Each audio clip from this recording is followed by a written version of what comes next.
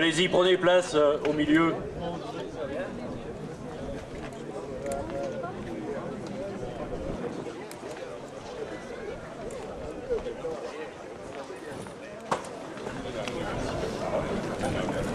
Voilà donc, Monsieur le ministre et président du Conseil général, Monsieur le vice-président de la région Rhône-Alpes, Madame le maire de Brinda, Monsieur le maire de Francheville, Monsieur le président de l'Union nationale des coopératives d'élevage et d'insémination, Mesdames et Messieurs, chers collègues et amis éleveurs, c'est avec un immense plaisir pour moi de vous accueillir dans nos nouveaux locaux de Brinda pour inaugurer officiellement nos installations.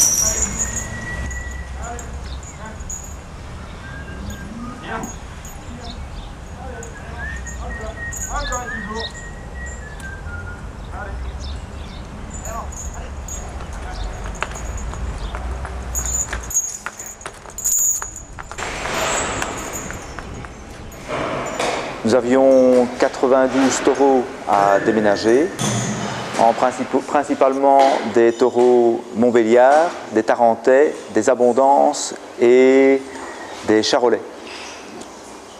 Bon, les principales difficultés de ce transfert sont bien entendu la montée et la descente des camions.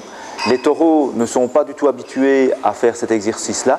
En fait, dans leur vie jusque maintenant, ils ont été transportés peut-être une ou deux fois. Ça se passe très bien et cela aussi grâce au savoir-faire et à la finesse de travail de notre équipe de taureaux. Nos installations désuètes de Francheville demandaient beaucoup de main-d'œuvre pour le nettoyage. Nous espérons qu'à Brinda, avec des installations beaucoup plus modernes, le temps de main-d'œuvre sera diminué, économisé et que nos taureaux pourront consacrer plus de temps aux animaux, aux taureaux tels que nettoyage, lavage et également contention.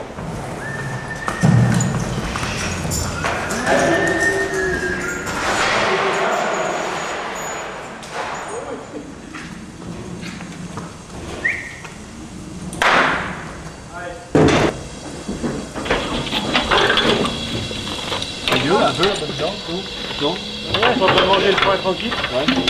Ouais, non.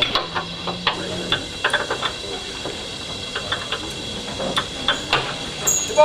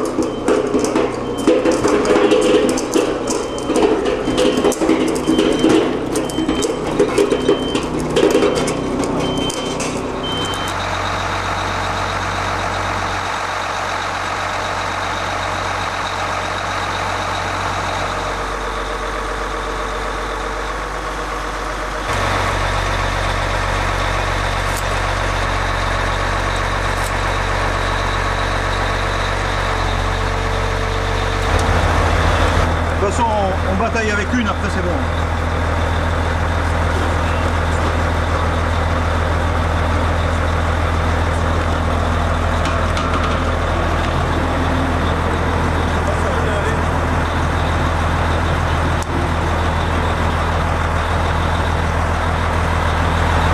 Une fois attendu, c'est... C'est celle-ci, j'ai peur que ça arrive, non?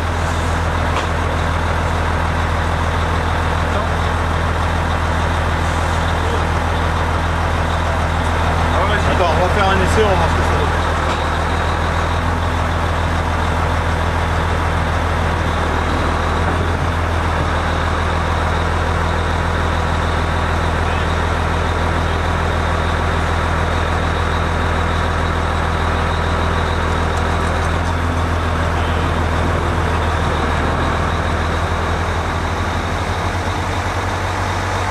Touche la ridelle là-bas?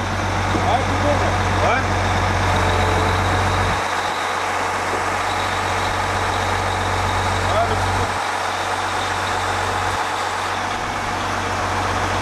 On en fait que deux.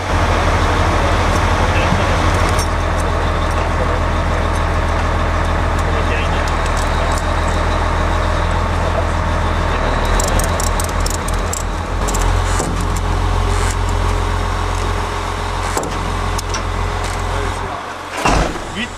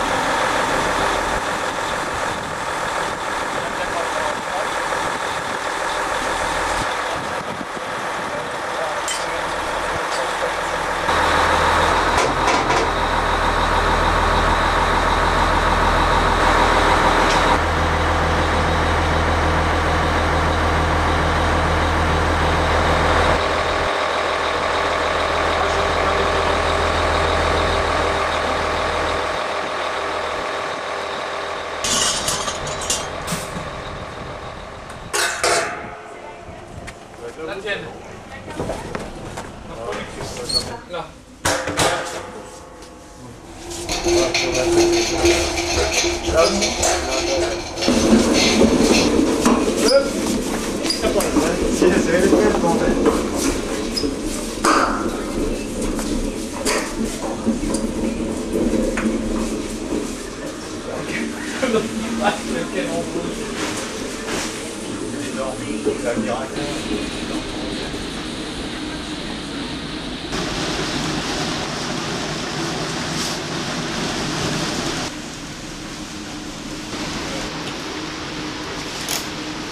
Ça part de ma insertion pour Portugal.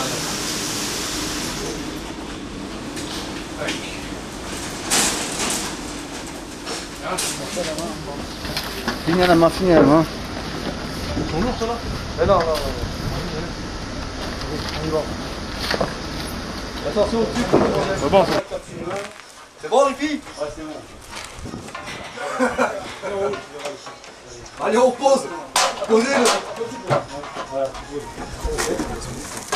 Il va là. 107D. Hein. Ici là.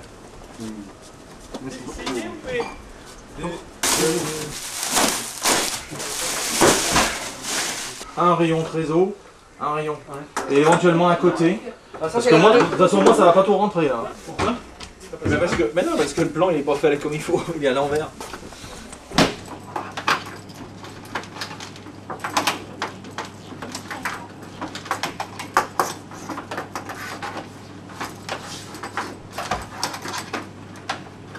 Le sol n'est pas abîmé, mais bon, l'armoire, ouais, je sais pas.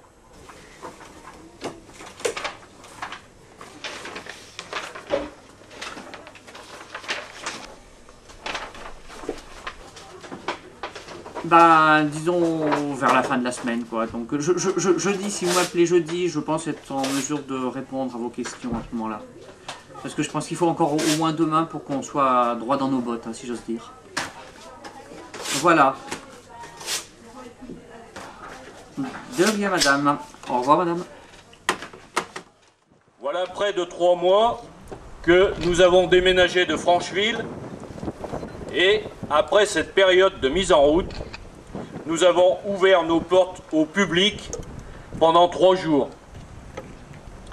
La visite de la totalité du site, y compris les bâtiments de production, a pu se dérouler grâce à une dérogation des services vétérinaires que je remercie et la mise en place d'un mode de visite en minibus pour une maîtrise maximale des risques sanitaires. Ce sont près de 2000 personnes qui sont venues se rendre compte de la pertinence de notre investissement, agréablement surpris par la fonctionnalité de nos bâtiments.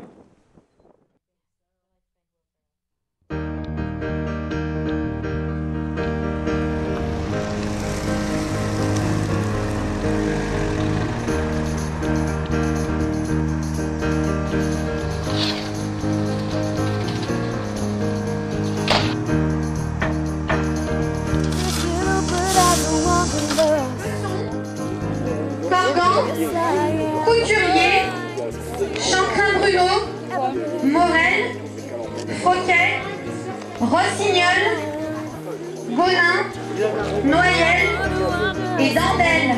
Merci.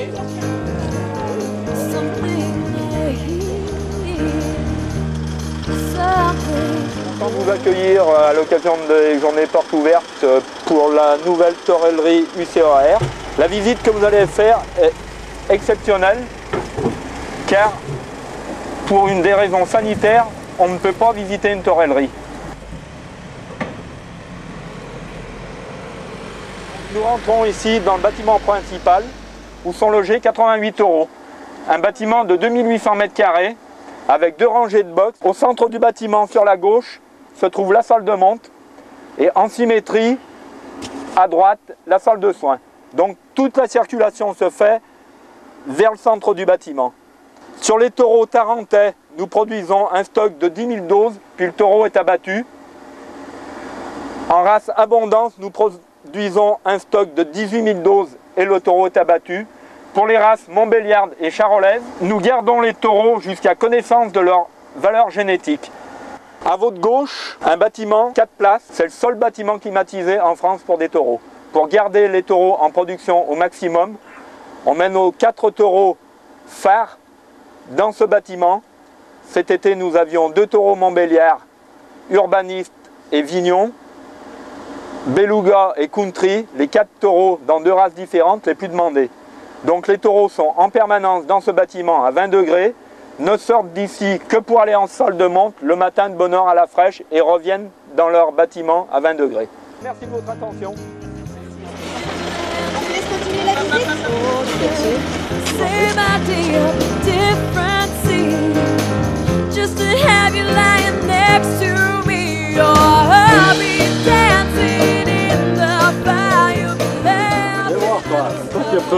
Bonjour, je peux me permettre de vous poser quelques questions ou pas? Quel était le but de votre visite? De visiter le nouveau centre d'insémination. Je pense que pour les éleveurs, c'est aussi un point intéressant de voir un peu ce qui se fait au niveau de la génétique et des nouveaux taureaux et voir toutes les races puisqu'elles sont toutes représentées. Un souvenir, enfin le site est grandiose et assez joli comme site. Et puis bon, les taureaux au niveau des aménagements des box, c'est vrai qu'à Bel-Air c'était un autre aménagement, les taureaux étaient attachés, là ils sont en liberté, ils ont plus de confort, plus de le bien-être, comme ils nous ont expliqué au niveau de la présentation, la visite. Et c'est vrai que c'est autre chose. Alors avec quelle image repartirez-vous d'ici aujourd'hui? Celle qui vous a le plus marqué? L'image d'un site très fonctionnel, très propre, qui représente effectivement, je pense, beaucoup d'argent. assez séduit du centre en fait. Voilà. Ben, j'ai beaucoup de modernité hein, quand même. Puis c'est fonctionnel. Très fonctionnel. Ouais. Bien à la campagne. Joli site. Je vais essayer de vous présenter les 5 races qui sont exploitées donc à l'UCR. Donc on va commencer, est-ce qu'il arrive? Oui. Par un charolais, donc avec un programme spécifique du charolais excellence. Donc ce sont des animaux qui sont sélectionnés pour la production de viande, comme vous pouvez le voir. Une musculature très développée. Une sélection aussi sur la finesse d'os, parce que plus les os sont fins, plus on peut mettre de viande.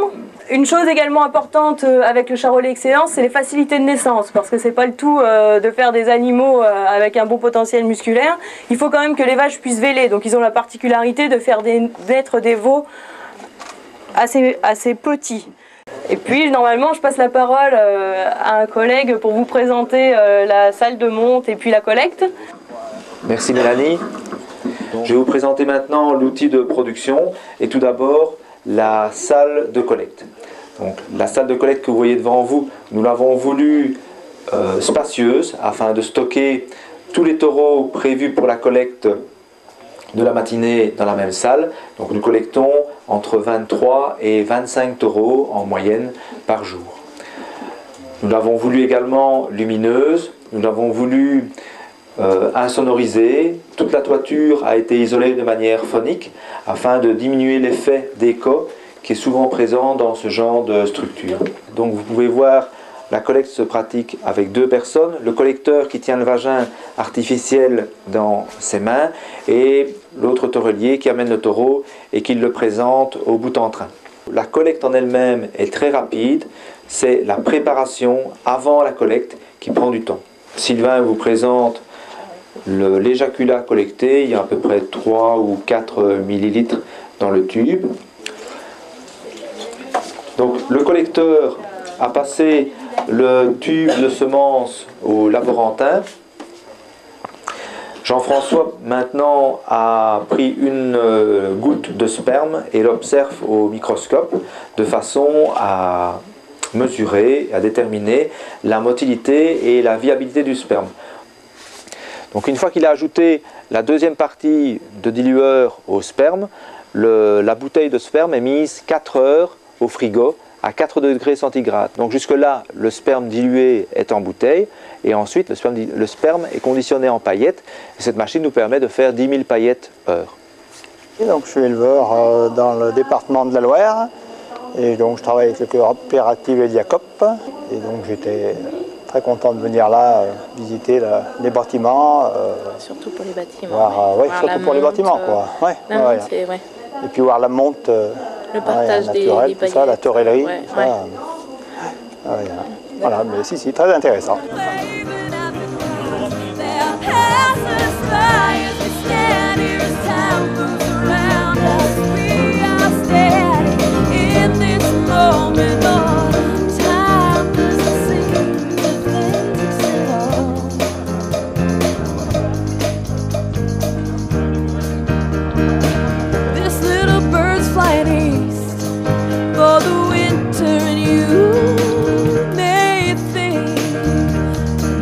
Navigational equipment is out of order, but I know exactly what I'm doing. And yes, I know exactly where I'm going.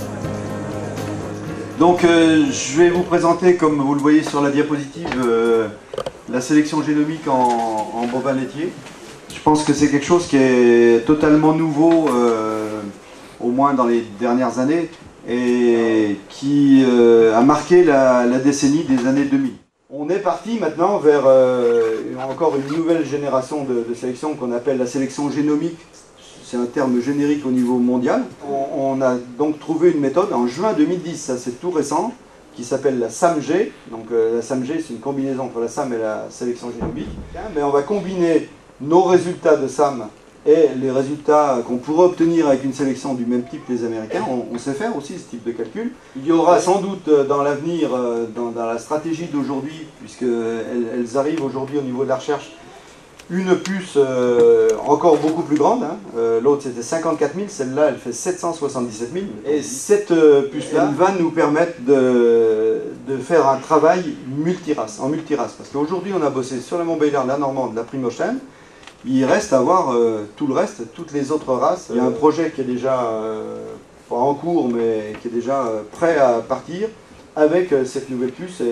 Et il y a beaucoup de choses qui sortiront dans les années qui viennent si vraiment on veut s'en donner les moyens. Cette fameuse puce extrêmement puissante, elle va permettre de faire des pontages, des liens entre les grandes et les petites races et d'aller ensuite plus finement regarder ce qui manque ou ce qui est spécifique à ces petites races pour connaître leur génome. Et c'est comme ça qu'on va pouvoir travailler. Ça fait partie d'un programme qui s'appelle GenBAL, multirace des bovins allaitants et laitiers, qui est un petit peu drivé par l'UNCEIA, mais avec toujours les partenaires scientifiques que sont l'INRA et la Bogena pour tous ces protocoles. Et donc, il va falloir que les petites races et les races allaitantes, j'allais dire, s'engagent de façon intéressante dans ce programme GenBAL. On a profité du fait qu'il y ait une porte ouverte aujourd'hui pour montrer à nos élèves un centre d'insémination et voir toutes les parties d'un centre d'insémination, parce que maintenant c'est difficile de rentrer dans les centres puisqu'il y a des contraintes sanitaires qui font que souvent on ne peut plus rentrer et on ne peut plus voir beaucoup de choses. Donc la conférence sur la sélection, j'ai trouvé ça très intéressant, et notamment pour les élèves, c'est plutôt une approche pour ensuite mieux comprendre le cours. Et aussi au niveau de la visite d'aujourd'hui, ce qui est très intéressant, c'est qu'on voit vraiment l'aspect mâle avec la récolte de la semence, donc tout ce qu'on ne peut pas voir habituellement. Et puis l'intervention que vous faites en général sur les lycées, on voit plutôt l'aspect femelle avec l'insémination, l'échographie. Et ça permet de compléter et en fait d'illustrer parfaitement le cours de reproduction, que ce soit en BTSPA ou en bac technologique. Ce qu'on retiendra, c'est qu'on est content d'être venu ici. Et puis je pense que de toute façon, maintenant, on reviendra parce qu'on a vu qu'il y avait des vitrines pour montrer les choses qui se font ici. Donc on pourra venir plus facilement et montrer aux nouvelles générations d'élèves qu'on aura, quoi. Voilà. Je vous remercie. Au revoir.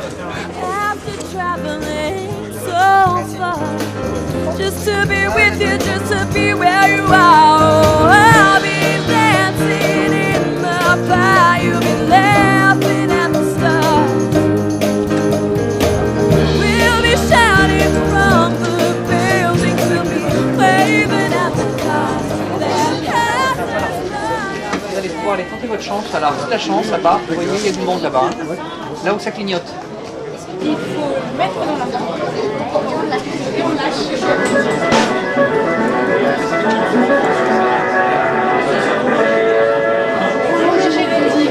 On emporte la secrétaire. Non, c'est pas ça? Non, pas du tout. Vous avez 6 doses conventionnelles ou alors 4 doses sexées. Ah, bien. Wow. Mais attends, ça correspond à quoi les choses? Eh ben, c'est les questionnaires qu'on a envoyés. Ah ouais. C'est un produit qui fait ses preuves. Ça fait 40 ans que les Suisses s'en servent. Et c'est arrivé en 2000 sur la France. Et on est allé voir un petit peu ce que faisaient les Savoyards et on a trouvé la conclusion. On est allé là-dedans. En pratique, c'est vraiment top. Je veux dire, Moi, la moitié de ma chaîne. Sur mon secteur, j'ai 13 races différentes.